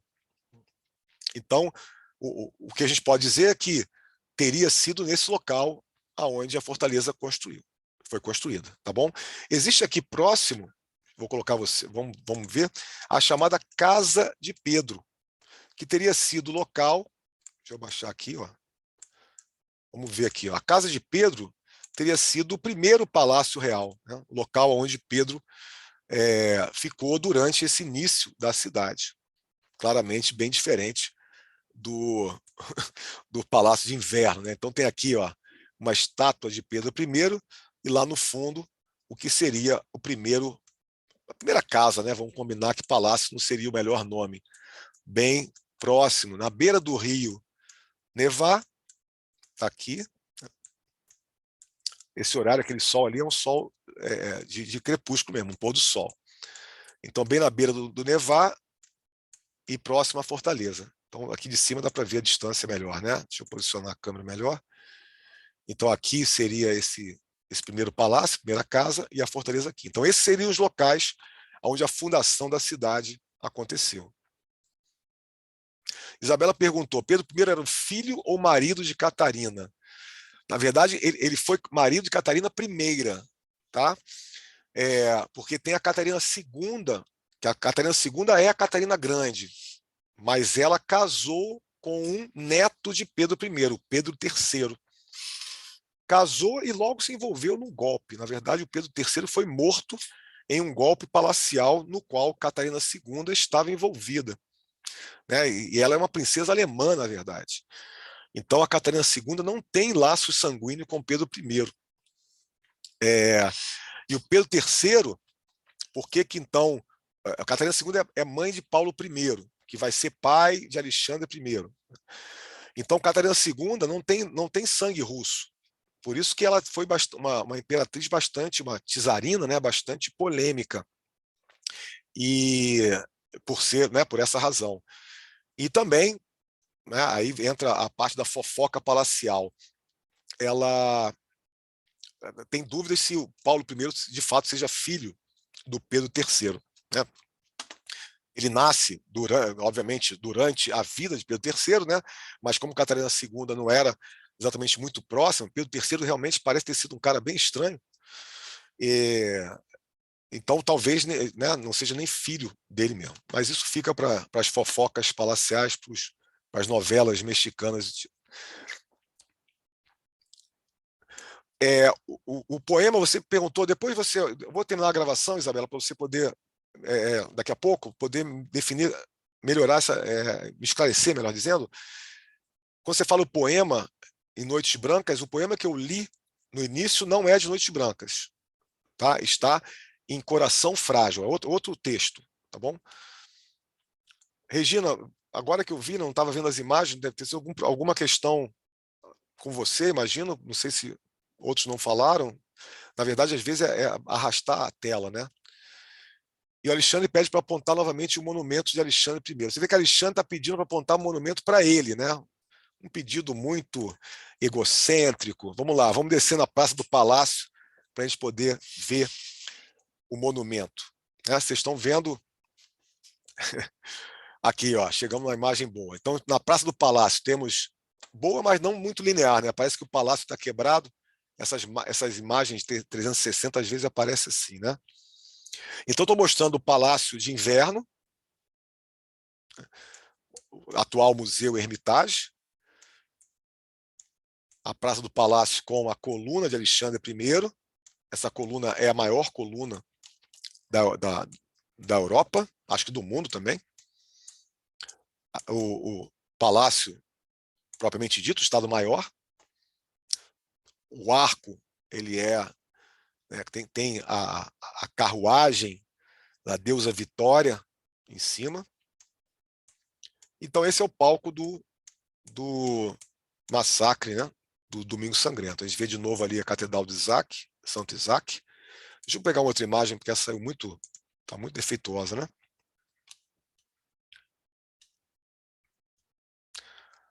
Está aqui, outra imagem, mas parece que também está quebrada. Essas imagens em 360 graus, às vezes saem com esses desalinhos, né, do palácio. Mas a coluna aparece aqui em destaque. Está aí a sua coluna, Alexandre. Né? Espero que um dia a gente visite juntos a cidade, hein? Está chegando a hora.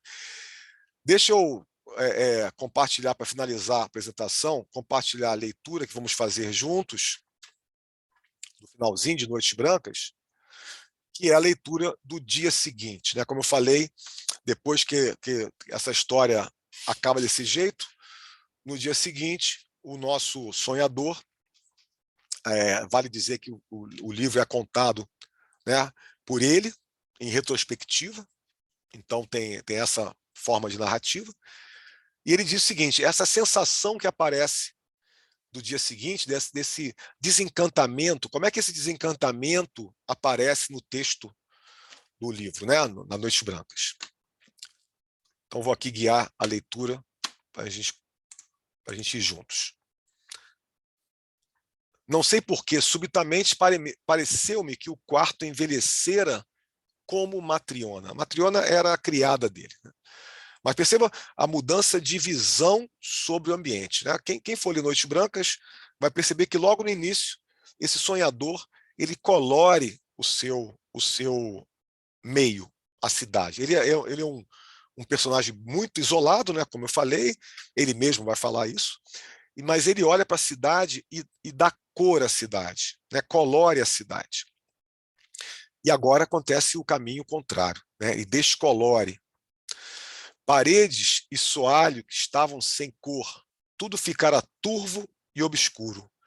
Pareceu-me que as teias de aranha se tinham multiplicado. Aranha, teia de aranha são personagens, né? São muito comuns no texto de Dostoiévski. Representam niilismo, representam negatividade, representam desolação, representam um abandono da vida, podemos pensar assim, de uma forma mais superlativa. Né? Não sei por que, ao olhar através da janela, pareceu-me que, por seu turno, o prédio em frente também escurecera, que o reboco das suas colunas se esboroava e caía, que as cornijas tinham enegrecido e aberto fendas, e que as paredes, de um amarelo carregado e gritante, tinham perdido a cor. Né? Uma maneira de falar da frustração amorosa, né, que ele passa. Ainda concluindo, ele diz: ou então um raio de sol que surgira subitamente por detrás de uma nuvem carregada de chuva, escondera-se de novo atrás dela. E tudo pareceu escurecer novamente diante dos meus olhos. Ou talvez, eu vou parar de mexer com o mouse, que ele não está me obedecendo. Vou ficar com ele quietinho aqui, senão parece que eu estou tremendo a mão, né? Ou talvez que diante de mim tenha no ápice perpassado desagradável e triste toda a perspectiva do meu futuro, e eu me tenha visto exatamente como sou hoje, 15 anos depois, envelhecido no mesmo quarto, com a mesma matriona, a qual todos esses anos não teriam tornado mais esperta. Então ele olha para o futuro, depois dessa frustração, na qual o futuro estava colorido, né? Ele olha totalmente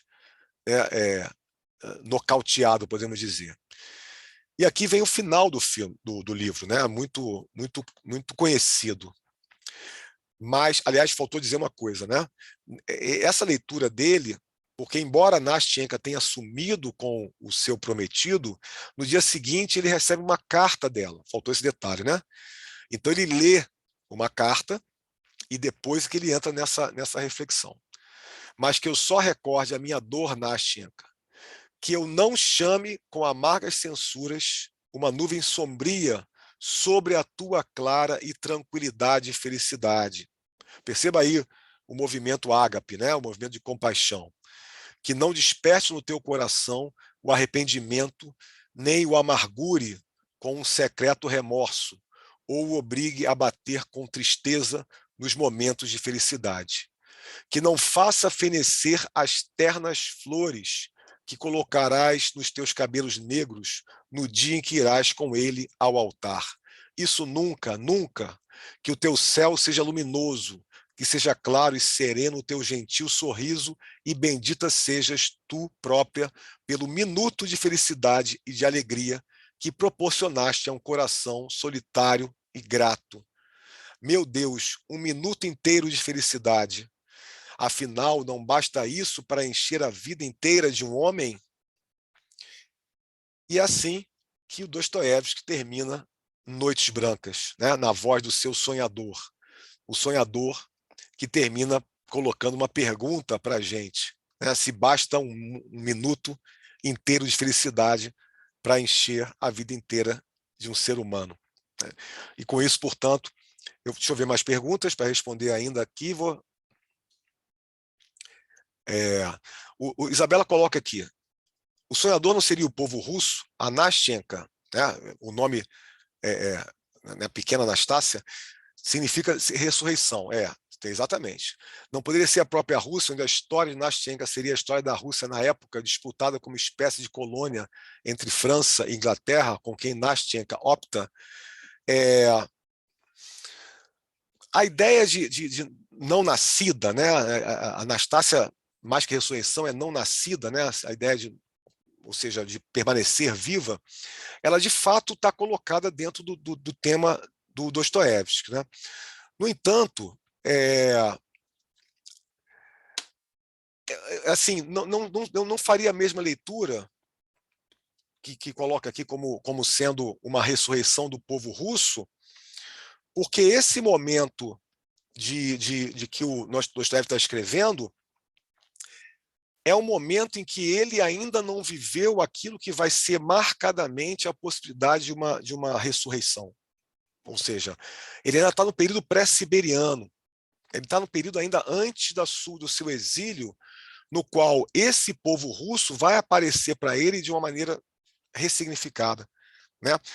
Então, embora esse tema de embate entre o Ocidente e o Oriente russo, né, e a Rússia, seja um tema recorrente em Dostoiévski, em 1848 ele está aparecendo de uma forma um pouco ainda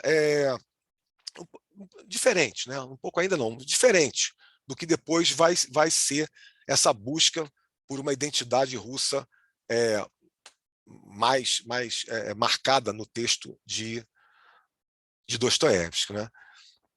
Então, por isso que eu não tenho a mesma leitura, mas é uma possível leitura, sem dúvida, né? Vou reler novamente para ficar aí colocado como campo de debate, né? Ou seja, a ideia de que Anastácia seja a ressurreição da própria Rússia, né? Que parece como disputada entre uma colônia, a França, e a Inglaterra.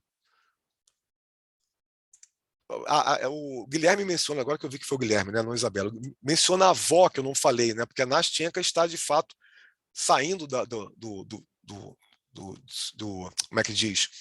Do domínio da avó para o domínio do maior aí, do noivo, né?